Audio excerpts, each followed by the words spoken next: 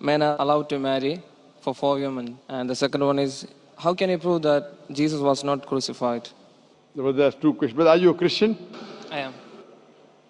Brother, there's two questions. That why does Islam permit a man to have up to 4 wives?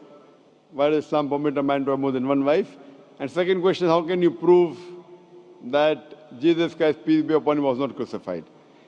That Quran is the only religious book on the face of the earth which says marry only one.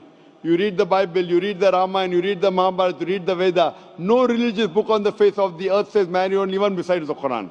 If you read Ramayana, the Hindu scriptures, the father of Sri Ram, he had more than one wife. If you read Mahabharata, Sri Krishna, how many wives he had? 4, 10, 1,000, 10,000. He had 16,108 wives. So if Sri Krishna can have 16,108 wives, so why can't Muslims have maximum up to 4? If you read the Old Testament, it says that Solomon, peace be upon him, had 700 wives. Abraham, peace be upon him, had 3 wives. So Old Testament tells you can marry as many wives as you want. Same as the New Testament says that you should follow Old Testament. So in Hinduism, in Christianity, in Judaism, you can marry as many as you want. It is later on that the church put a restriction that Christians should marry only one. It is later on Rabbi Benjamin Yehuda passed a synod and say that Jews should marry only one.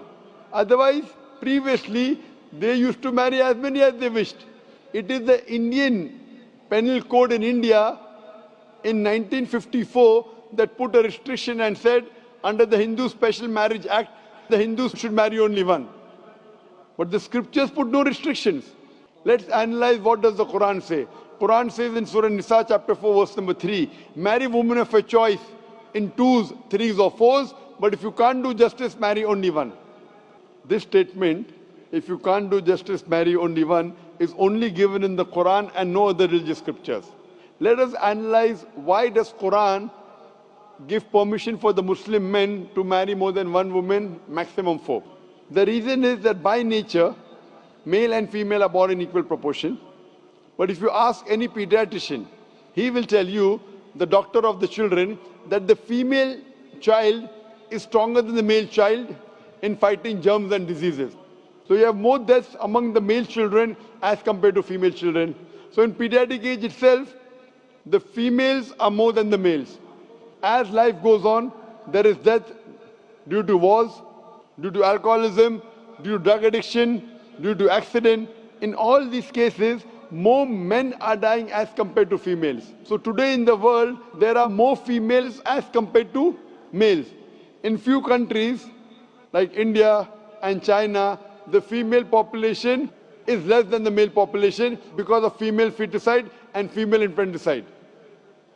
In India, according to a BBC report, every day more than 1,000 fetuses are being aborted after they are identified as females. If you multiply this figure by 365, you get a total of more than 1 million fetuses are being aborted every year in India after they are identified that they are females. According to the Tamil Nadu government hospital report, out of 10 females born alive, 4 are put to death. If you stop this evil practice of female feticide and female infanticide in India, even in India, the female population will become more than the male population. Even in China, if you stop this evil practice, the female population will become more than the male population. Today, if you analyze, in USA alone, there are 4.7 million females more than males. In UK alone, there are 1.2 million females more than males. In Germany alone, there are 1.6 million females more than males. In Russia alone, there are 10.6 million females more than males. And God alone knows that how many females are more than males throughout the world. If I agree with you that one man should only marry one woman, and suppose your sister happens to live in America, or suppose my sister happens to live in USA, and the market is saturated, every man has found a wife for himself, yet there will be 4.7 million females who will not find life partner. And if your sister happens to be one of them, or if my sister happens to be one of the 4.7 million females who have not found a life partner for themselves, the only option for them is that she either marries a man who already has a wife or becomes public property. Public property? Such a harsh word. It is the most sophisticated word I can use. I cannot use a better word. You know, in America, today the statistics tell us, on average, a man has 8 different sexual partners before he settles down with one. Having mistresses in USA is very common. 5, 10, 20, 30, no problem. Having more than one legal wife, it doesn't go down their throat. When a woman is a mistress, she doesn't get her rights. She is dishonored. She is not treated well. In Islam, when a woman becomes the second wife, she gets her honor, she gets her right, she's treated well. Any modest woman, if you ask her, that would you prefer being a second wife of a man who's already married or become public property, they would opt for the first. So Islam has given permission for some men to have more than one wife to protect the modesty of the woman. Coming to your second question. Is it allowed for ladies to marry 4 men? Brother, you're asking counter question, the time is limited. You asked 2 questions, now you're asking a 3rd question. Are you convinced with the first answer? I'm convinced with the first one. MashaAllah, so you're convinced, okay. The brother asked that, is a woman allowed to have more than one husband? If you do that, this problem will be exaggerated more. I mean in Muslims, in Muslims. As it is, women are more than men. If women marry more than one husband, the problem will be exaggerated. Point number 1. Point number 2, if a man has more than one wife and if the child is born, you can easily identify who is the father, who is the mother. If a woman has more than one husband and if the child is born... But DNA is still allowed. Brother, let me finish the answer, na? You asked the question, was I interfering? Was I interrupting? Yes or no? No. No. So why are you interrupting? After I finish, you can ask, na? I'm a medical doctor. Are you a medical doctor?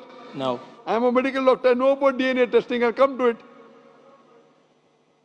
Once, if a woman has more than one husband, 2 husbands, and if a child is born, and if he goes to admit in the school, and if the question, who's your father, she'll have to give 2 names.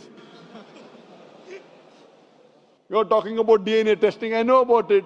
DNA testing is recent. Was DNA testing there 50 years back? Was it there? No. It's a new recent discovery, yet it's not 100%. Even if I agree it's 100%, it is now, it wasn't there before. Islam is there since time immemorial. And this is not the only reason. Even if I agree tomorrow it becomes 100% perfect, this is not the only reason. Today science tells us that man is more polygamous in nature as compared to the female.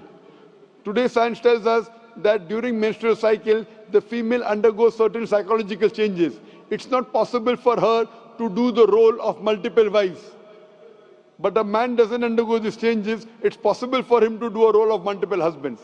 Today science tells us that if a man has multiple sexual partners and all are faithful, there is no problem. But if a female has multiple sexual partners and all are faithful, there are chances of sexually transmitted diseases to emerge.